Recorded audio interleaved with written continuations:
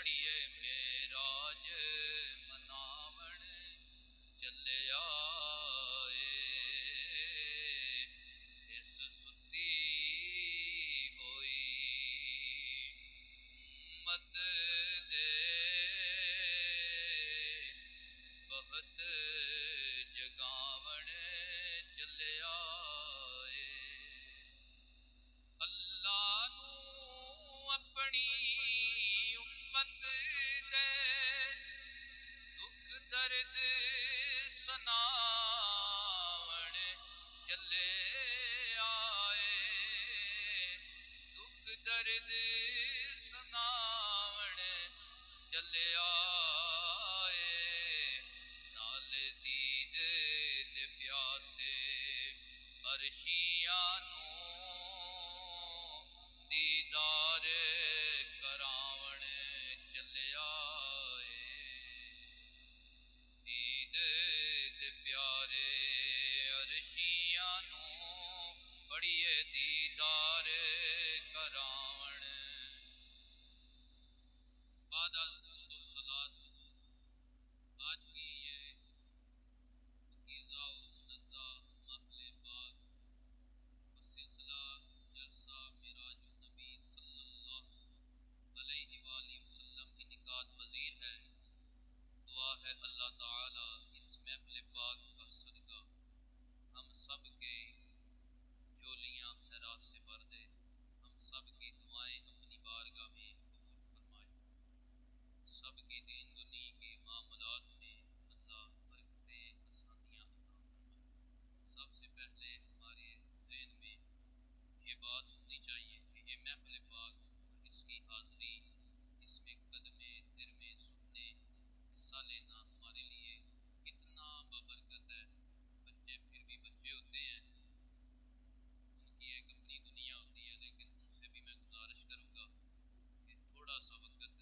توجہ کے ساتھ ہمارے ساتھ مل کر اس محفل پاک میں وہ بھی شریک ہو جائیں گے نبی پاک صلی اللہ علیہ وآلہ وسلم نے ارشاد فرمایا اللہ کے کچھ فرشتے ہیں وہ زمین پہ چلتے ہیں اور وہ ذکر والوں کو ڈھونڈتے ہیں جب کچھ فرشتے دیکھتے ہیں کہ اللہ کے بندے بیٹھ کر اللہ کا ذکر کر رہے ہیں پاک ذکر میں مشغول ہیں تو وہ دوسرے فرشتوں کو جو اسی ڈیوٹی پہ نکلے ہوئے ہیں ان کو بلاتے ہیں ہلموا الیہ ادھر آ جاؤ ہمیں ہمارے کام کے بندے مل گئے ہمیں ہمارے کام کے بندے مل گئے ہیں وہ بندے مل گئے ہیں جنہیں ہم ڈھونڈ رہے تھے کہ کوئی ہمیں ملے جو محفل سجا کر اللہ اور اس کے رسول کا بھی ذکر کر رہا ہو رات کو ہر رات کو محفلیں سجتی ہیں کوئی کسی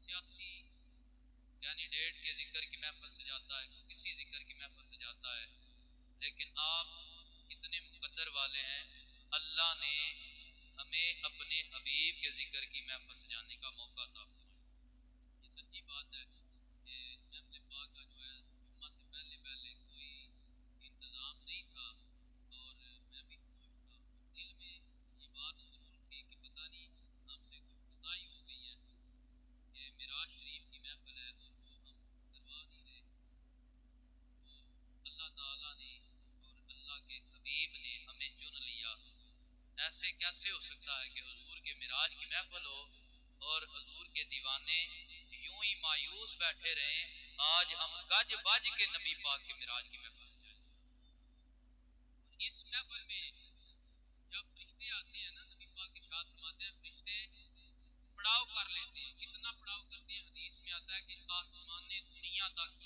فرشتے ہی فرشتے ہوتے ہیں فرشتے ہی فرشتے ہوتے ہیں جب اللہ کی حریم کرم میں وہ فرشتے جاتے ہیں اللہ فرماتا ہے بتاؤ میرے فرشتوں میرے بندے کیا کر رہے تھے تو وہ فرشتے عرض کر رہتے ہیں اے اللہ وہ تیری پاکی بیان کر رہے تھے کہہ رہے تھے سبحان اللہ وہ تیری تحمید بیان کر رہے تھے کہہ رہے تھے الحمدللہ کہیے الحمدللہ وہ تیری تکبیر بیان کر رہے تھے کہہ رہے تھے اللہ اکبر وہ مجھ سے کیا مانگتے ہیں اے اللہ وہ تجھ سے تیری جنت کا سوال کر رہے تھے اور تجھ سے وہ عذاب میں معافی مانگ رہے تھے اپنی کوتاہیوں کی معافی مانگ رہے تھے اللہ فرماتا ہے فرشتوں گواہ ہو جاؤ، میں نے ان سب کو جنتی بنا دیا، ان سب کو جنتی بنا دیا۔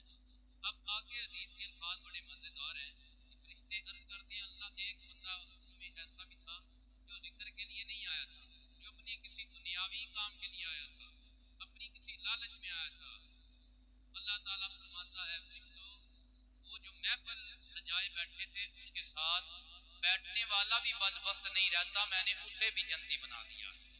آیا وہ اپنے نظریے سے، تو دن کو بھی معراج شریف کے حوالے سے بیان ہو گیا ہے، حاضری مقصود ہے، حاضری ہم نے محبت سے لگوانی ہے، حاضری ہم نے محبت سے لگوانی ہے۔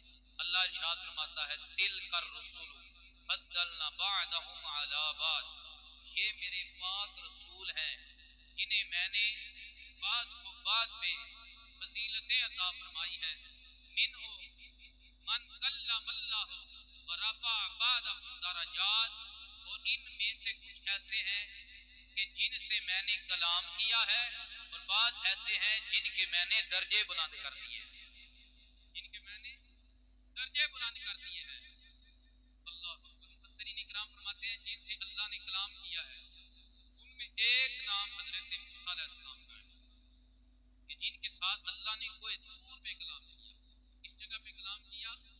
سارے بولے کوئی دور پہ، ڈائریکٹ ملاقات نہیں ہوئی، ڈائریکٹ کلام نہیں ہوا، کوئی دور پہ کلام ہوا ہے۔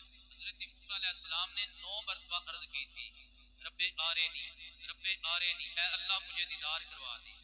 اللہ نے فرمایا لن ترانی، اے موسیٰ تو مجھے ہرگز نہیں دیکھ سکتا، ہرگز نہیں دیکھ سکتا۔ جب اصرار بڑھا تو اللہ تعالیٰ نے فرمایا موسیٰ ہم کوئی دور پہ اپنی تجلی کا کروڑواں حصہ نازل کرتے ہیں، تو اسے دیکھ لینا، اگر تو وہ برداشت کر گیا تو ہم تجھے دیدار بھی کروا دیں، ہم تجھے دیدار بھی کروا دیں۔ جب کوئی دور پہ وہ تجلی نازل ہوئی، باقی جو کچھ بھی تھا وہ جل گیا، راکھ ہو گیا۔ حضرت موسیٰ علیہ السلام، قرآن کہتا ہے حضرت موسیٰ علیہ السلام بے ہوش ہو کر گر پڑے، لیکن تجلی دیکھنے کے بعد حضرت موسیٰ علیہ السلام کی نگاہ کا یہ عالم تھا، کئی میل دور کالی رات، کالا پہاڑ، اس پہ کالی چونٹی چل رہی ہوتی تھی، موسیٰ کی نگاہ اس تجلی کی برکت سے دیکھ لیتی تھی کہ یہ چونٹی چل رہی ہے۔ یارو جو تجلی دیکھے، اللہ کی صفت دیکھے، اس کی نگاہ کا یہ عالم ہے، جو دیدار رب کا کر کے آئے اس کی نگاہ کا کیا ہے؟ یہ ایک کو جو کام ہے کر دیں، ایک کو کم کر دیں، محبت سے کہیں سبحان اللہ۔ جو تجلی دیکھے، اللہ کی صفت ہے تجلی، اور اس کا کروڑواں حصہ ہے، جس کا دیدار حضرت موسیٰ علیہ السلام نے کیا اور بے ہوش ہو گئے، لیکن نگاہ کا یہ عالم تھا کہ کئی میل کالی رات، کالا پہاڑ، اس پہ کالی چونٹی چلتی ہے، موسیٰ اسے یوں دیکھتا ہے کہ جیسے ہاتھ کی ہتھیلی پہ رکھ کر دیکھا جاتا ہے۔ یارو یہ موسیٰ کی نگاہ کا عالم ہے، جو معراج کی رات ہمارے نبی او ادنا کی قربتوں میں جا کر اللہ کا دیدار کر کے آئے، حضور کی نگاہ کا کیا عالم ہوگا، حضور کی نگاہ کا کیا عالم ہوگا۔ سرکار تو فرماتے ہیں میں ساری کائنات، سرکار کے غلام ہے حضرت غوث پاک، آپ فرماتے ہیں میں ساری کائنات کو یوں دیکھتا ہوں جیسے رائی کے دانے کو ہتھیلی پہ رکھ کے دیکھا جاتا ہے۔ یارو جس کی آل کی عظمت یہ ہے اور جس کے غلاموں کی اور امت کی شان یہ ہے، پھر مصطفیٰ کی نگاہ کا کیا عالم ہوگا، کملی والے کی نگاہ کا کیا عالم ہوگا۔ تو جس کے ساتھ اللہ نے کلام کیا وہ موسیٰ ہے، جس کے درجے بلند کیے اس سے مراد ہمارے نبی ہیں، اس سے مراد کون ہے؟ ہمارے نبی ہیں۔ کائنات میں میرے آقا جتنا بلند، عظمت والا، شان والا، ہستی والا، ذکر والا کوئی بھی نہیں آیا۔ اللہ ارشاد فرماتا ہے وَرَفَعْنَا لَكَ ذِكْرَكَ، اے محبوب ہم نے تیرے ذکر کو بلند کر دیا ہے، ہم نے تیرے ذکر کو بلند کر دیا ہے۔ یارو جس کے نام کو رب بلند کر رہا ہے اس کی ذات کتنی بلند ہوگی، جس کے نام کو اللہ بلند کر رہا ہے اس کی ذات کتنی بلند ہوگی۔ تو اللہ تبارک و تعالیٰ نے نبی پاک علیہ السلام کی ذات کو بھی بلند درجہ عطا فرمایا، اور یہ دو باتیں ہیں، ایک ذات کے اعتبار سے اور ایک مقام کے اعتبار سے۔ ذات کے اعتبار سے دیکھا جائے تو حضور کے برابر کوئی نہیں، اور مقام کے اعتبار سے دیکھا جائے جو اللہ نے نبی پاک کو مقام عطا فرمایا، جو بلندی عطا فرمائی، جس مقام تک حضور پہنچے ہیں اس مقام تک بھی کوئی پہنچ سکا نہیں ہے، اس مقام تک بھی کوئی پہنچ سکا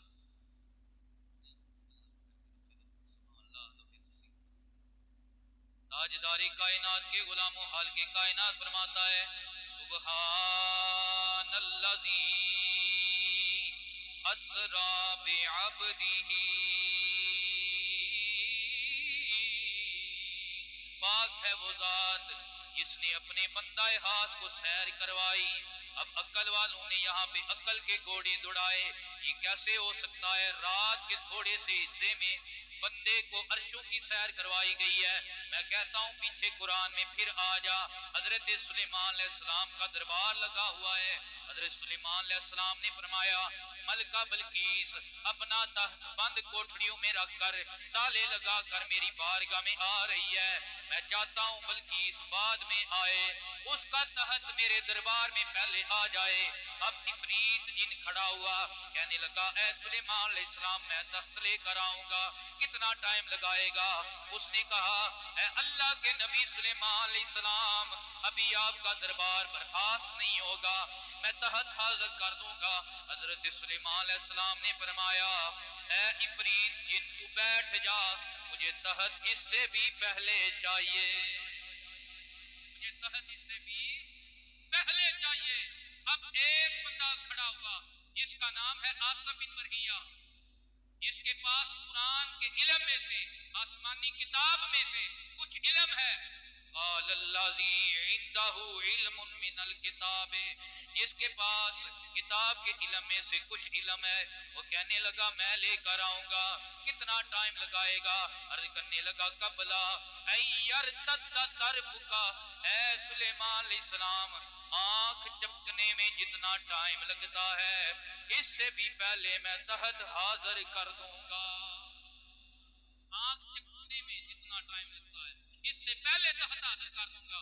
اب وہ اللہ کا بندہ وہاں سے اٹھ کر نہیں گیا، مفسرین اکرام کہتے ہیں اس اللہ کے ولی نے وہاں پہ بیٹھ کر ایک مرتبہ بولا اللہ، سارے بولے اللہ، ایک مرتبہ بولا اللہ، اللہ کہنے کی دیر تھی، کئی میل دور وہ بند کوٹھڑیوں میں، وہ بند محلات میں وہ تالے لگے کمرے کے اندر جو تحت تھا، آنکھ جھپکنے سے پہلے حضرت سلیمان کے دربار میں حاضر ہو گیا۔ یارو جو بندہ ہو کر اللہ کا نام لے اس میں اتنی پاور ہے کہ آنکھ جھپکنے سے پہلے تحت وہ دربار سلیمان میں حاضر کر سکتا ہے۔ جب بندے کی شان یہ ہے تو پھر اللہ کا مقام اور رتبہ کون سمجھ سکتا ہے؟ جو کن کہے تو کائنات بن سکتی ہے، وہ اپنے حبیب کو دیدار بھی کروا سکتا ہے۔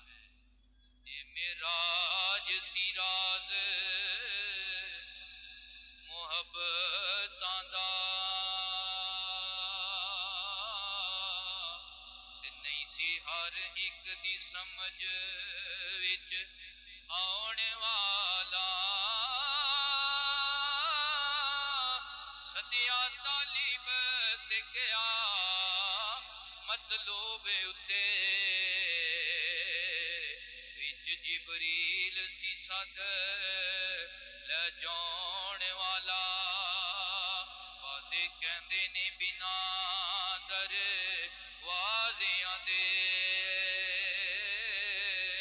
کیویں گیا سی عرشاں تے جان والا،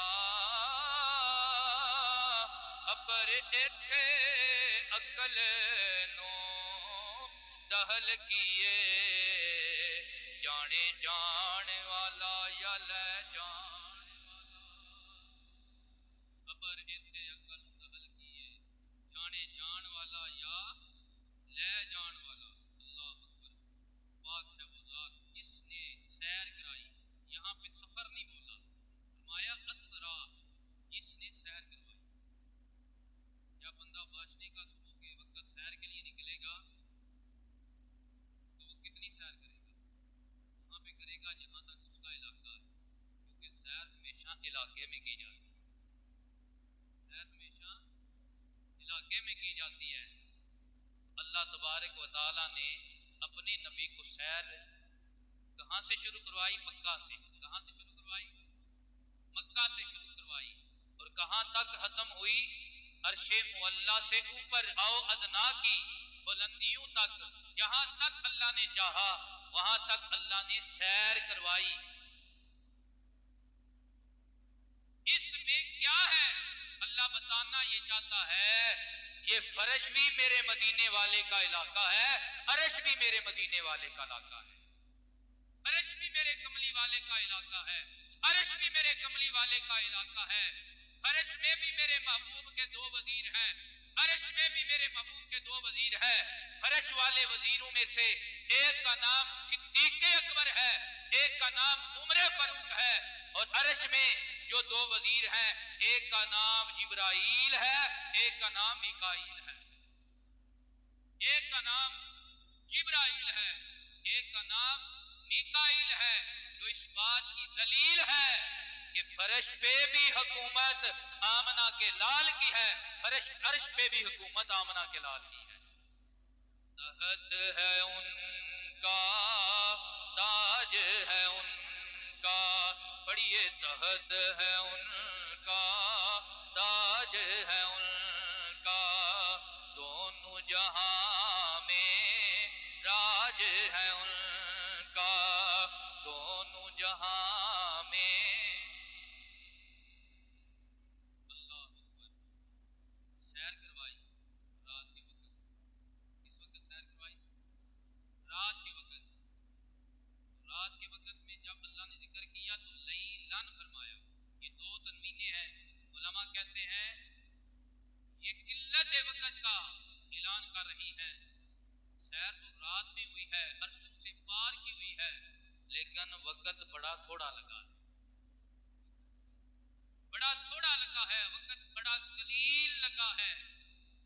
رات کے وقت کو سیر کروائی، اس میں بھی کئی حکمتیں تھیں، کئی راز تھے، ان میں سے ایک راز یہ تھا اگر دن کو سیر ہوتی، اعتراض کرنے والوں کو بات مل جاتی، وہ کہتے کہ نبی دن کو سیر کر کے آئے ہیں تو نبی دن کی روشنی کا محتاج ہے، نبی سورج کی روشنی کا محتاج تھا، اس لیے دن کو سیر کروائی۔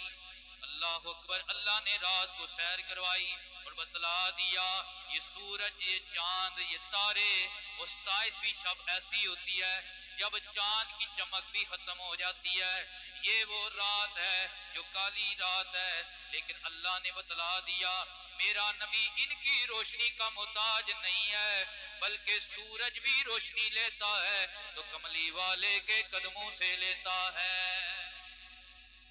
تمہیں سے ہے روشنی، تمہیں سے سب میں چاندنی، تمہیں سے دل میں روشنی، تمہیں سے شب میں چاندنی، سچ تو یہ ہے روئے یار، شمس بھی ہے قمر بھی ہے، سچ تو یہ ہے روئے یار، کہیے شمس بھی ہے قمر بھی ہے۔ حضرت امی عائشہ فرماتی ہیں رات کا ٹائم ہے، میرے ہاتھ میں سوئی ہے، سوئی گر گئی، وہ زمانہ بجلی کا زمانہ بھی نہیں تھا، اندھیرا تھا، میں حجرہ میں سوئی تلاش کرنے لگی لیکن سوئی نہیں مل رہی کیونکہ اندھیرا ہے۔ کہتی ہیں اتنے وقت میں والضحیٰ کے چہرے والے میرے آقا آ گئے، حضور تشریف لے آئے اور میرے آقا کے چہرے کی روشنی سے سارا کمرہ جگمگ ہونے لگا، روشنی پھیل گئی اور مجھے میری سوئی مل گئی۔ اے امی جان وجہ کیا ہے؟ آپ کہتی ہیں سچ تو یہ ہے روئے یار، شمس بھی ہے قمر بھی ہے، سچ تو یہ ہے روئے یار، شمس بھی ہے قمر بھی ہے. سیابی کہتے ہیں 14ویں رات کا ٹائم ہے. میں نبی پاک کی بارگاہ میں حاضر ہوا. جب حضور کی بارگاہ میں آیا تو اب میں چاند کی نظر طرف ایک نظر دیکھنے لگا، پھر ایک نظر بدوہا کے چہرے کی طرف دیکھنے لگا. پھر میرے دل سے یہ بات نکلی، چاند کے چہرے پہ داغ ہے، مصطفیٰ کا چہرہ صاف ہے. کیونکہ سچ تو یہ ہے روئے یار، شمس بھی ہے قمر بھی ہے. سچ تو یہ ہے روئے یار، شمس بھی ہے قمر بھی ہے. رات کا ٹائم ہے، 2 صحابہ حضور کی بارگاہ میں بیٹھے ہوئے ہیں. اندھیرا کافی ہو چکا ہے، ابھی چاندنی والا یہ رات کا ٹائم نہیں ہے کہ چاند بھی نظر آ رہا ہو، بلکہ 14ویں رات کے بعد کا ٹائم ہے. دونوں صحابہ جب آنے لگے، عرض کیا یا رسول اللہ یا حبیب اللہ، رستے میں اندھیرا بڑا ہے. میرے آقا نے فرمایا ایک چھڑی لے آؤ. یہ چھڑی لے کر آئے.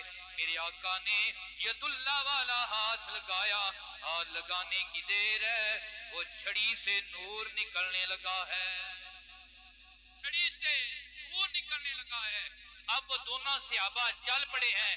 رستے میں جا کر آگے رستے 2 ہو جاتے تھے، ان کا رستہ علیحدہ علیحدہ ہو جاتا تھا. ان میں سے ایک نے کہا یار ہمارے پاس یہ جو روشنی ہے وہ ایک ہے اور ہم 2 ہیں، اب ہم نے اپنے اپنے گھر میں جانا ہے، کیا کریں؟ دوسرا کہتا ہے جسے نبی منور کرے اس سے نور ختم کیسے ہو سکتا ہے؟ اس نے چھڑی کے 2 ٹکڑے کیے، یہ بھی روشن تھی وہ بھی روشن تھی. یارو جس مصطفیٰ کے ہاتھ سے لکڑی چمکنے لگ جاتی ہے وہی مصطفیٰ کا چہرہ ہے، جس کی حرارت سے سورج بھی حرارت لیتا ہے، چاند بھی حرارت لیتا ہے اور ساری کائنات جگمگ ہو رہی ہے.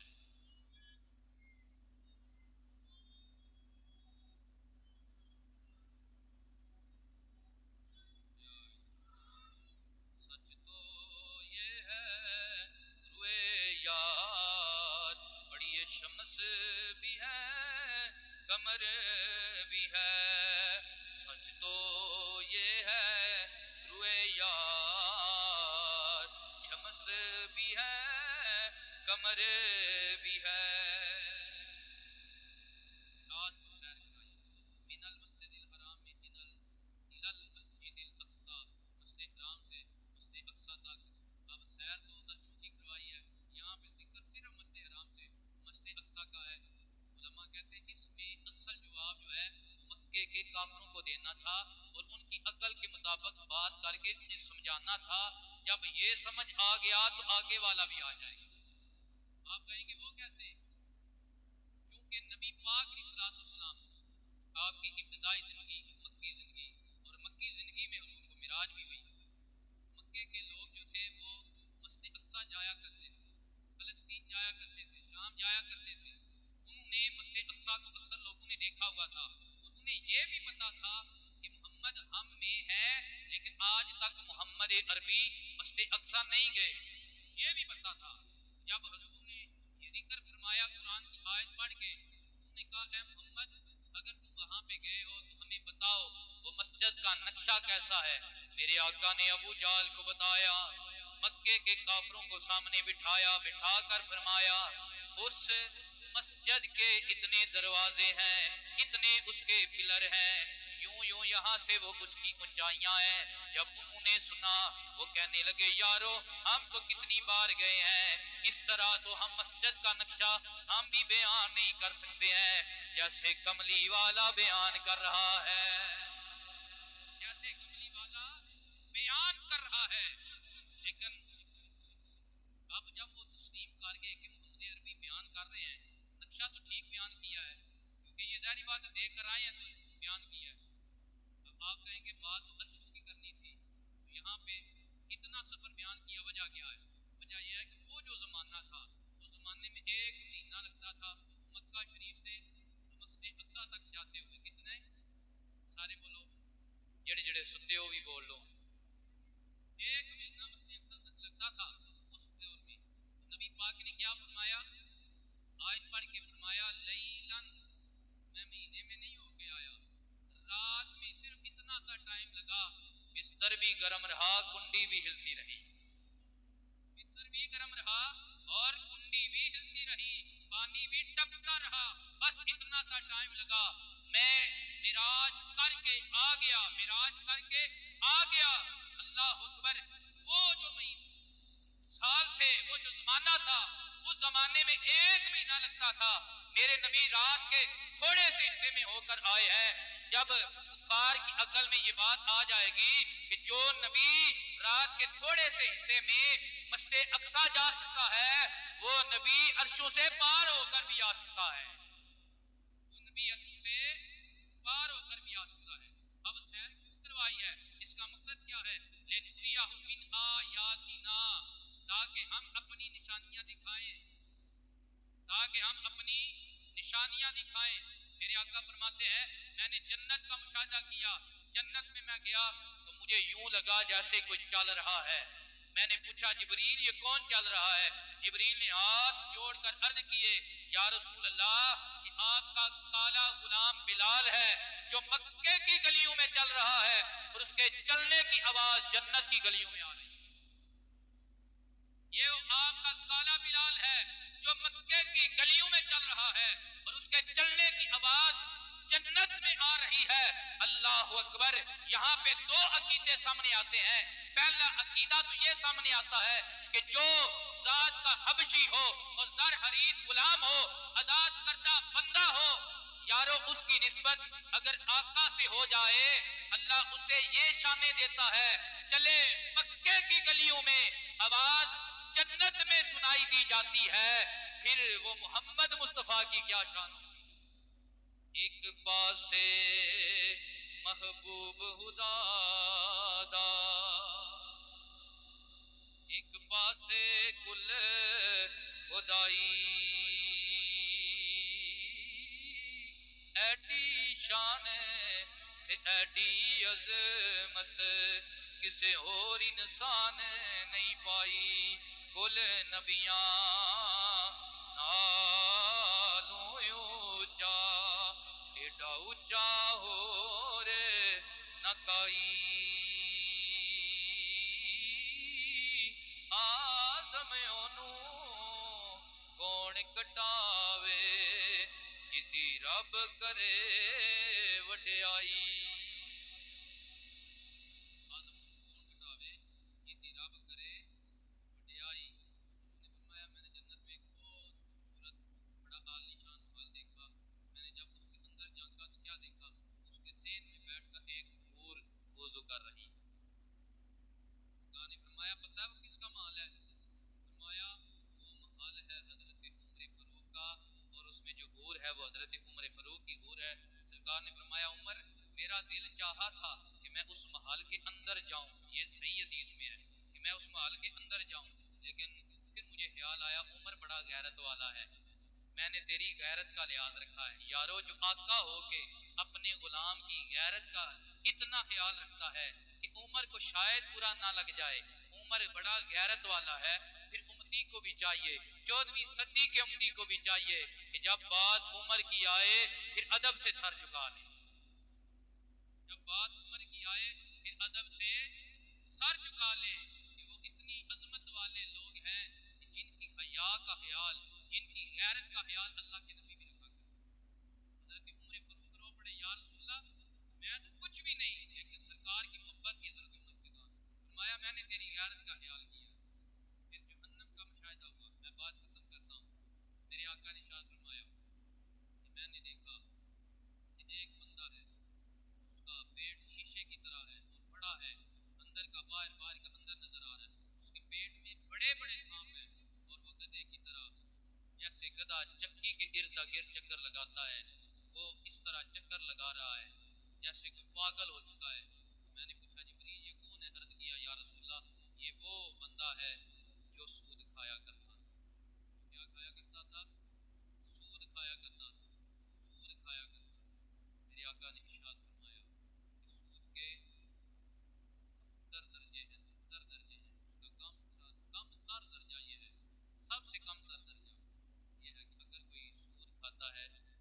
ہے کہ اس نے اپنی ماں سے زنا کیا، ماں سے برائی کی. اللہ تعالیٰ ہمیں حرام خوری سے محفوظ رکھے. اللہ اکبر. میرے حضور نے ارشاد فرمایا پھر میں نے کیا دیکھا کہ ایک قوم ہے کہ جن کے سروں کو کچلا جا رہا ہے. وہ کس طرح کچلا جا رہا ہے؟ بڑے بڑے پتھر ہیں، ایک پتھر نیچے رکھا جاتا ہے، پھر اس کے اوپر ان کا سر رکھا جاتا ہے. فرماتے ہیں پھر اوپر بڑا پتھر، بھاری بھرکم پتھر ان کے سر پہ مارا جاتا ہے، ان کا سر بالکل پھٹ جاتا ہے، ختم ہو جاتا ہے. پھر دوبارہ انہیں صحیح کیا جاتا ہے، پھر دوبارہ انہیں یہی عذاب دیا جاتا ہے. بار بار بار بار ایک ہی بندے کو یہی عذاب ہو رہا ہے. اللہ اکبر. میں نے پوچھا جبریل یہ کون لوگ ہیں؟ عرض کیا یا رسول اللہ یہ آپ کی امت کے وہ لوگ ہیں کہ جنہیں حی علی الصلاۃ نماز کی طرف بلایا جاتا تھا، اپنے کاموں میں لگے رہتے تھے، نماز نہیں پڑھتے تھے، نماز نہیں پڑھتے تھے، نماز نہیں پڑھتے تھے. اللہ تعالی ہمیں نماز پڑھنے کی توفیق عطا فرمائے، ہمیں شوق عطا فرمائے. کم از کم فرض نماز، واجبات، یہ سنتیں، یہ 5 نمازیں کم از کم ضرور پڑھا کریں، ضرور پڑھا کریں. ہمیں یہ المیہ ہے، شب قدر ہو، شب معراج ہو، یا لیلۃ القدر ہو، یا شب برات ہو، تو ہم کیا کرتے ہیں کہ پورے سال میں ہم کہتے ہیں کہ اس رات کو نا ہم نوافل پڑھیں گے. لیکن آپ کو مسئلہ بھی پتہ ہونا چاہیے، جس بندے کے فرض رہتے ہیں نوافل تو وہ پڑھتا ہے. نوافل کا مطلب ہے اوور ٹائم. اوور ٹائم وہ لائے جن نے دیہڑی پوری لائی ہے.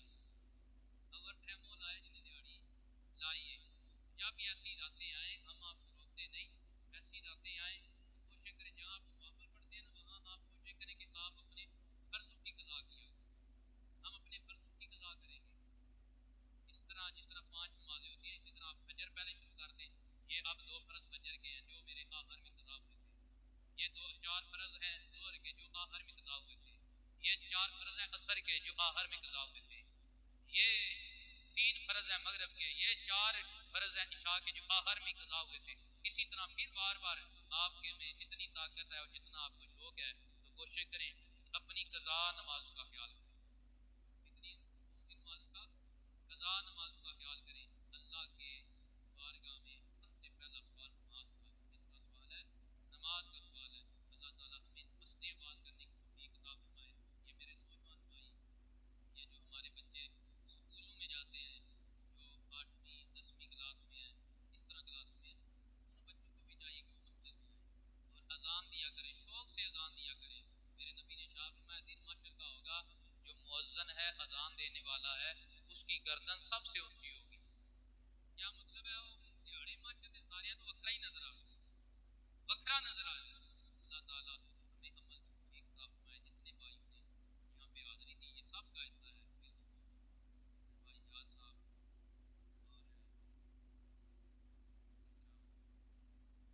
اور بھائی نبیل صاحب نے بالخصوص لنگر شریف کا انتظام کیا ہے.